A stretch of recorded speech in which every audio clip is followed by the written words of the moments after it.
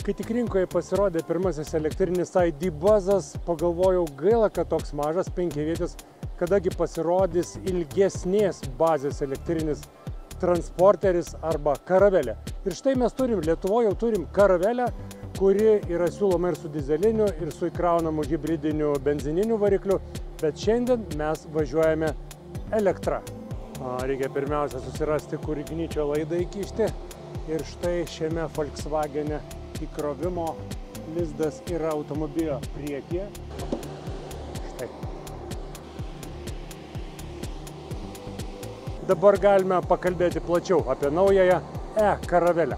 Žvelgiant iš išorės visi patogumai keleiviams su papildomai atidaromais langeliais.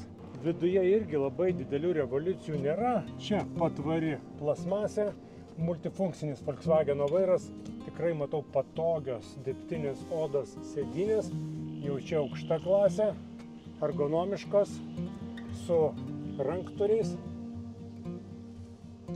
Svarbiausia ant durų yra kur pasidėti ranką. Ir be abejo daiktadėžių gausa tiek čia, tiek viršuje, tiek apačioje, tiek šoninėse durelėse. Visur yra kur pasidėti daiktus. Kadangi mes testuojame prailgintą bazę, tai už trečios sėdynių eilės vietos, nors tvenkinį tvenk, čia atskiras kambarėlis už trečios kėdės, bet čia yra ilgesnė versija, trumpesniai be abejo būtų 40 cm mažiau vietos.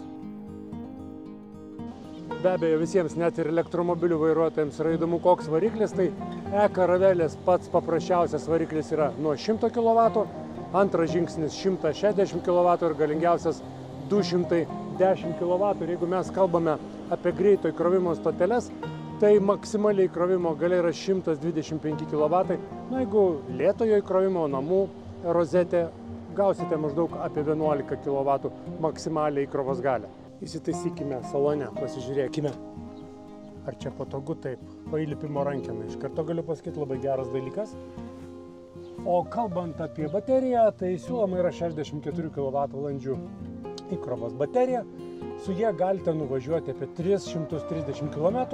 Man pradedant važiuoti, kompiuteris rodė 308 km, bet buvo 99% įkrova.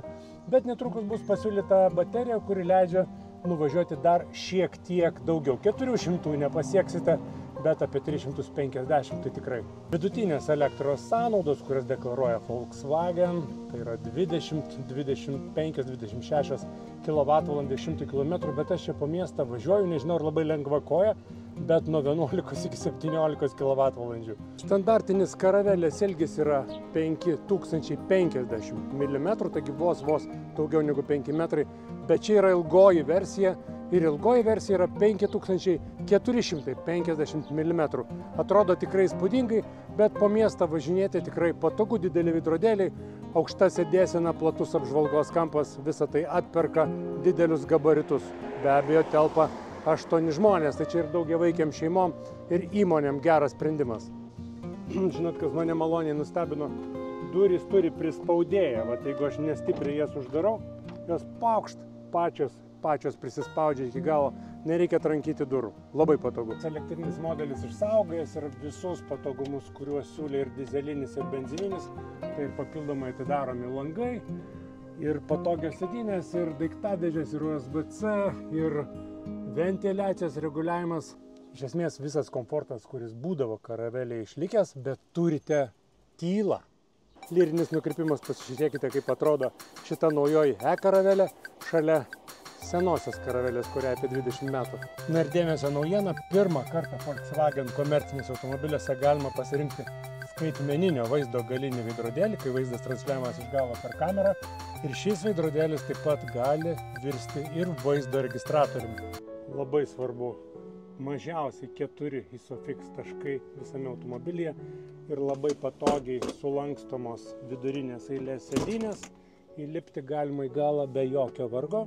Ir sėdėti trečioje eilėje yra didžiulis komfortas. Čia ir garsiakalbiai, ir dėtuvės vandeniui. Ir svarbiausia yra, kad vietos ir kojoms, ir galvai daug, ir tikrai patogios sėdynės. o šiaip galiu pasakyti, sulanksčius antros eilės sėdynės, išeina visiškai neblogas stalas. Tai labai paprastas apibendrinimas. E-Caravelle išsaugojo visus komforto elementus, pridėjo keletą naujų ir didžiausias yra iš jų tyla, kurią jaučiate važiuodami elektromobiliu.